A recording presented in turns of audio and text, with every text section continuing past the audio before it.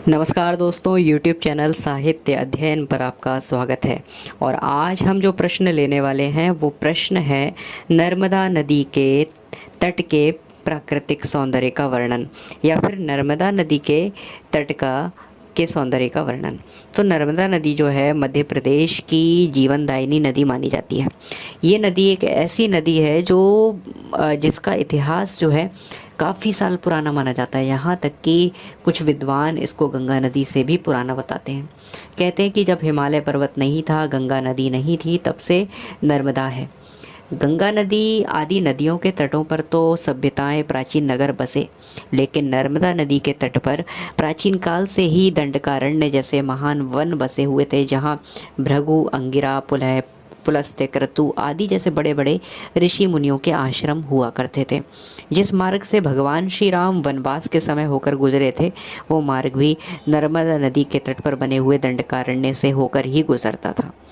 चलिए हम नर्मदा नदी के तट की सुंदरता का वर्णन यहाँ पर करते हैं। तो देखिए, नर्मदा नदी जिसे रेवा नदी भी कहा जाता है। नर्मदा नदी के तट की जितनी प्रशंसा की जाए उतनी ही कम है, यानी कि नर्मदा नदी के तट की सुंदरता के बारे में जितना कहा जाए, तट का मतलब होता है किनारा, तो इसके किनारों पर बने हुए सुंदर सुंदर मंदिरों के विषय में हम जितना कहें उतना कम है। इसके तट बहुत ज़्यादा सुंदर हैं। नर्मदा नदी के तट पर तीर्थ स्थल हैं। तीर्थ स्थल यानी विभिन्न प्रकार के धाम, तीर्थ, जिनको देखने के लिए देश विदेश से बहुत सारे लोग आते हैं। चाहे वो अमरकंटक हो, चाहे वो ओंकारेश्वर हो, ममलेश्वर हो, इत्यादि जो धाम हैं, तीर्थ हैं, उनको देखने के लिए बहुत दूर दूर से लोग आते हैं। नर्मदा नदी के तट पर कई प्रसिद्ध मंदिर भी हैं, जहाँ पर ऋषि मुनि ध्यान करते हैं। बड़े बड़े ऋषि मुनि तपस्वी हुए हैं कई हजार युगों से, कई हजार वर्षों से इस देश के अंदर। मैं हजार युग इसलिए कह रहा हूँ क्योंकि युग भी एक एक युग कई कई बार बीता है, और इस प्रकार से चारों युग जो है कई हज़ारों वर्ष पहले कई हज़ारों बार बीत चुके हैं। तो इस प्रकार से देखा जाए तो कई हजार युगों से ऋषि मुनि, बड़े बड़े तपस्वी नर्मदा नदी के तट पर तपस्या करते आ रहे हैं, और आज भी हमें वहाँ पर बड़े बड़े तपस्वी ध्यान लगाते हुए दिखाई दे जाते हैं। इसके अलावा नर्मदा नदी के तट का वातावरण काफ़ी अधिक रोचक है। ऐसा माना जाता है कि नर्मदा नदी के तट पर ही कार्तवीर्य अर्जुन ने रावण को हराया था। कार्तवीर्य अर्जुन, ऐसा माना जाता है कि कार्तवीर्य अर्जुन की सहस्र भुजाएं थीं, इसलिए उन्हें सहस्रबाहु भी कहा जाता था। एक बार रावण जो है एक नदी में स्नान करने पहुंचा। उस नदी को देखिए हम यहाँ पर नर्मदा नदी मान सकते हैं, क्योंकि ऐसा कहा जाता है कि नर्मदा नदी के तट पर ही कार्तवीर्य अर्जुन ने रावण को हराया था।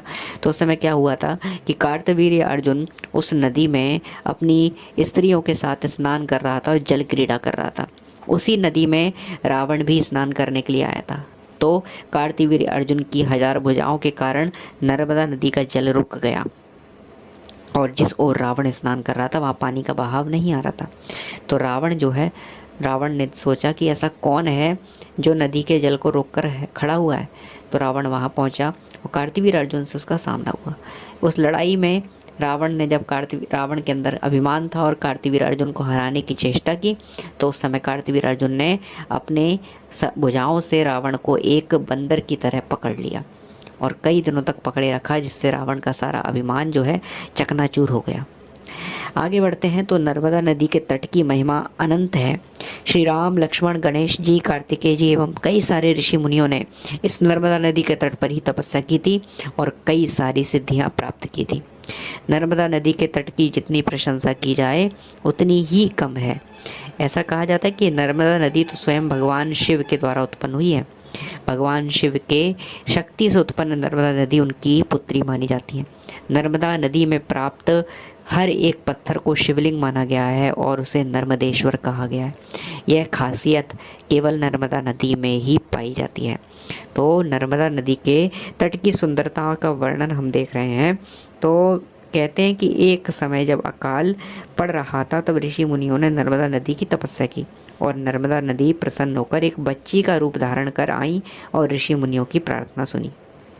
वास्तव में नर्मदा नदी का सौंदर्य देखने का बार बार मन करता है। वहाँ के तट की हरियाली, आसपास का क्षेत्र, पर्वत, पहाड़ियाँ, किनारे पर लगी हुई नावें, शाम के समय का प्राकृतिक सौंदर्य वास्तव में हमें नर्मदा नदी के तट की ओर खींच लेता है। वहाँ का जो भी दृश्य दिखाई देता है, चाहे वो वहाँ के क्षेत्र हों, वहाँ के पर्वत पहाड़ियाँ हों, वहाँ के तट पर लगी हुई नावें हों, नाव जो कि वहाँ पर यात्री लोग जो आते हैं घूमते हैं और नाविक उनको चलाते हैं, नाव पर बैठाकर घुमाते हैं, उसके आसपास का क्षेत्र हो, चाहे तट की हरियाली हो, नर्मदा नदी के किनारे जो पेड़ पौधे लगे हुए हैं उनकी हरियाली हो, आसपास के वन हो, हर एक चीज़, हर एक बात इतनी सुंदर है, हर एक दृश्य इतना मनोरम है। तो वहाँ का प्राकृतिक सौंदर्य, वहाँ की सुंदरता वास्तव में यानी रियली हमें नर्मदा नदी के तट की ओर खींच लेती है। हमारा मन जो है उसके किनारों की ओर, उसके तट की ओर खींचा चला जाता है। तो नर्मदा नदी का सौंदर्य वास्तव में बहुत ही बेहतरीन है। बच्चे, बूढ़े, नौजवान, महिला, पुरुष सभी नर्मदा नदी के तट के सौंदर्य से काफ़ी ज़्यादा प्रभावित होते हैं और नर्मदा नदी के तट की प्रशंसा यानी तारीफ ज़रूर करते हैं। नर्मदा नदी के तट पर मीठे मीठे स्वरों में बोलने वाले पक्षियों के चहचहाने की आवाज़ से ऐसा लगता है कि वह एक स्वर में कुछ गान कर रहे हों, कोई मधुर गीत गा रहे हों, कोई अच्छा सा सॉन्ग गा रहे हों, ऐसा लगता है। तो नर्मदा नदी के तट इतने इतने सुंदर हैं और नर्मदा नदी के तट की सुंदरता के बारे में जितना कहा जाए उतना कम है। तो 1300 किलोमीटर का सफ़र तय करके अमरकंटक से निकलकर नर्मदा विंध्य और सतपुड़ा के बीच में से होकर भड़ूच यानी भरूच के पास खंबात की खाड़ी में अरब सागर से जा मिलती है।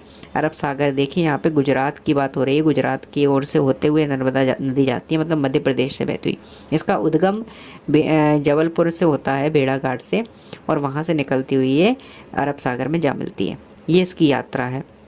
ऐतिहासिक दृष्टि से नर्मदा के तट बहुत ही प्राचीन माने जाते हैं, यानी हजारों साल पहले से नर्मदा के तटों पर ऋषि मुनियों के आश्रम बने हुए हैं। तो इसकी सुंदरता को ये बढ़ा रहे हैं हजारों सालों से। तो पुरातत्व विभाग मानता है कि नर्मदा के तट के कई इलाकों में प्राचीन सभ्यताओं के अवशेष पाए गए हैं, यानी कई प्राचीन सभ्यताएं नदियों के किनारों के तटों पर उनके अवशेष मिलते हैं, यानी हजारों साल पुरानी सभ्यताएं हैं जो कि अब विलुप्त हो गई हैं, तो उनके अवशेष कहाँ मिलते हैं? नदियों के किनारे मिलते हैं। ऐसे ही सरस्वती नदी का वर्णन हमारे वेदों के अंदर मिलता है, ऋग्वेद के अंदर, लेकिन सरस्वती नदी का आज वजूद जो है पूरी दुनिया में कहीं दिखाई नहीं देता। फिर कैसे पता चलता है कि सरस्वती नदी कभी हुआ करती थी? तो हमारे वेद कहते हैं कि सरस्वती नदी हुआ करती थी, और हमें इतिहास के साक्ष्यों से ऐसे प्रमाण प्राप्त होते हैं कि जहाँ पर वर्तमान में मोहनजोदड़ो यानी मृतकों का टीला मिला है पाकिस्तान के पास, वहाँ कभी सरस्वती नदी बहा करती थी। तो नदियों के तट पर ही सभ्यताएं निर्मित होती हैं और सरस्वती नदी काफ़ी विशाल नदी हुआ करती थी। तो उसके तट पर मोहनजोदड़ो और हड़प्पा जैसी सभ्यताएं हमें इस बात का विश्वास दिलाती हैं कि यहाँ पर कभी कोई प्राचीन विशालकाय नदी रही होगी। जब हम मोहनजोदड़ो और हड़प्पा सभ्यता को देखते हैं, उनके सिविलाइजेशन को देखते हैं, तो उनके बाथरूम्स इतने बड़े बड़े हैं, उनकी सभ्यताएं, उनके नगर इतने बड़े बड़े हैं। जब हम उनकी ओर देखते हैं तो हमें पता चलता है कि ज़रूर यहाँ पर कोई एक विशाल नदी रही हो, क्योंकि नदियों के तट पर ही सभ्यताएं विकसित होती रही हैं, क्योंकि नदियों का जल ही जीवन का आधार रहा है। तभी वहाँ पर नगरीय सभ्यताएं विकसित हो जाती थी, नगर बन जाते थे, लोग रहने लगते थे और वहाँ पर बड़ी बड़ी सभ्यताएं हजारों वर्ष तक निवास करती थी, क्योंकि जो नदियाँ हैं वो लंबा ज़रिया होती हैं जीवन का। इसी प्रकार से जब नर्मदा नदी के तटों पर खोज हुई तो वहाँ पर कई प्राचीन सभ्यताओं के अवशेष पाए गए, सिविलाइजेशंस के सबूत पाए गए। ये सभ्यताएं सिंधु घाटी की सभ्यता से मेल खाती हैं, जिसका नाम मैंने अभी लिया, मोहनजोदड़ो और हड़प्पा। वो सिंधु घाटी सभ्यताएं हैं जो प्रेजेंट पाकिस्तान में है। बंटवारे के बाद पाकिस्तान में चली गई 1947 के बाद, पहले भारत में ही थी। तो ये सभ्यताएं सिंधु घाटी की सभ्यता से मेल खाती हैं, यानी कि इसकी समानता करती हैं। साथ ही इसकी प्राचीनता सिंधु सभ्यता से भी पुरानी मानी जाती है। ऐसा माना जाता है कि सिंधु घाटी सभ्यता आज से 5000 से 7000 साल पहले रही होगी, लेकिन नर्मदा नदी की जो सभ्यताएं हैं, जो अवशेष मिलते हैं, ऐसा उनसे प्रतीत होता है कि सिंधु घाटी सभ्यता से भी ज़्यादा पुराने हैं। यानी हम समझ सकते हैं कि सरस्वती नदी, जो कि भारत की सबसे पुरानी नदी मानी जाती है खोज के आधार पर, तो ऐसा प्रतीत होता है कि नर्मदा नदी तो उससे भी ज़्यादा पुरानी है। सरस्वती नदी तो अब विलुप्त हो चुकी है कई हज़ारों साल पहले, अब कुछ नहीं मिलता, उसका कोई सबूत नहीं मिलता, लेकिन नर्मदा नदी आज भी मौजूद है। देश की सभी नदियों की अपेक्षा नर्मदा विपरीत दिशा में बहती है, यानी सभी नदियां जो हैं वो अलग डायरेक्शन में बहती हैं, लेकिन नर्मदा उल्टी बहती है। नर्मदा एक पहाड़ी नदी होने के कारण कई स्थानों पर इसकी धारा बहुत ऊंचाई से गिरती है। जैसे कि यदि हम जबलपुर में भेड़ा घाट में देखें तो ये बहुत ऊंचाई से गिरती है। यदि हम इसके धुआंधार जलप्रपात को देखें तो धुआंधार जलप्रपात वहाँ से गिरती हुई ये धुएं की तरह प्रतीत होती है जब ऊंचाई से गिरती है। ऐसे ही यदि हम दुग्ध धारा, कपिल धारा जैसी जगहों पर देखें तो वहाँ से इसकी धार गिरती हुई दूध के जैसी लगती है, क्योंकि इसके दोनों ओर संगमरमर की सफ़ेद चट्टानें हैं जिनसे टकराकर जब इसकी धार ऊंचाई से गिरती है तो ऐसा लगता है मानो दूध की धार गिर रही हो। तो नर्मदा नदी की तटकीय सुंदरताएं हैं। नर्मदा नदी इतनी सुंदर हो जाती है अपने आसपास के क्षेत्र के कारण। देश की सारी नदियों की अपेक्षा, सारी नदियों की कंपैरिजन में नर्मदा नदी विपरीत दिशा यानी उल्टी दिशा में बहती है। तो नर्मदा एक पहाड़ी नदी है, माने यदि हम और नदियों की बात करें तो एक समतल भूमि पर बहती है, लेकिन नर्मदा अक्सर इसका मार्ग पहाड़ी है, कई पहाड़ों से घिरा हुआ है। तो कई स्थानों पर इसकी धार जो है बहुत ज़्यादा ऊंचाई से गिरती है, बहुत हज़ारों फीट ऊंचाई से इसकी धारा, इसकी नदी जो है गिरती है, इसकी धार गिरती है। अनेक स्थानों पर ये प्राचीन और बड़ी बड़ी चट्टानों के बीच में से सिंहनाद करती हुई गुजरती है। जब बड़ी बड़ी चट्टानों पर ऊपर से गिरती है तो बड़ी तेज़ आवाज़ आती है, ऐसा लगता है सिंहनाद कर रही हो, शेर जैसी गर्जना कर रही हो, और ऐसी गर्जना करती हुई ये गुजरती है। भारत की नदियों में नर्मदा का अपना महत्व है, यानी सभी प्राचीन नदियों के हिसाब से देखा जाए तो नर्मदा जो है एक तरह से बहुत प्राचीन इतिहास समेटे हुए है, और इसका इतिहास जो है गंगा नदी, यमुना नदी से कमतर नहीं है। भले ही इसको कम आंका गया, लेकिन ये भी अत्यंत महत्वपूर्ण नदी है। जितना सम्मान गंगा और यमुना जैसी नदियाँ रखती हैं उतना ही सम्मान नर्मदा भी रखती है। तो भारत के कितने क्षेत्रों को, कितनी भूमि को इसने हरा भरा बनाया है। मध्य प्रदेश को तो जीवन देने वाली यही नदी है। जैसे उत्तर प्रदेश की प्रमुख नदी गंगा और यमुना को माना जाता है, ऐसे ही मध्य प्रदेश की एकमात्र प्रसिद्ध नदी है, एकमात्र सबसे प्रमुख नदी तो नर्मदा ही है, क्योंकि मध्य प्रदेश के लोगों का जो जीवन है वो नर्मदा नदी पर ही डिपेंड करता है। हम लोगों को आपूर्ति के लिए जो जल मिलता है, हम लोगों को जीवन जीने के लिए जल की प्राप्ति होती है, हमारा जल ही तो जीवन है, उसी से तो हम जीवित रहते हैं। और वो जल यदि हमें सबसे ज़्यादा कहीं से प्राप्त होता है तो वो है नर्मदा नदी। मध्य प्रदेश की जीवन रेखा ही नर्मदा है।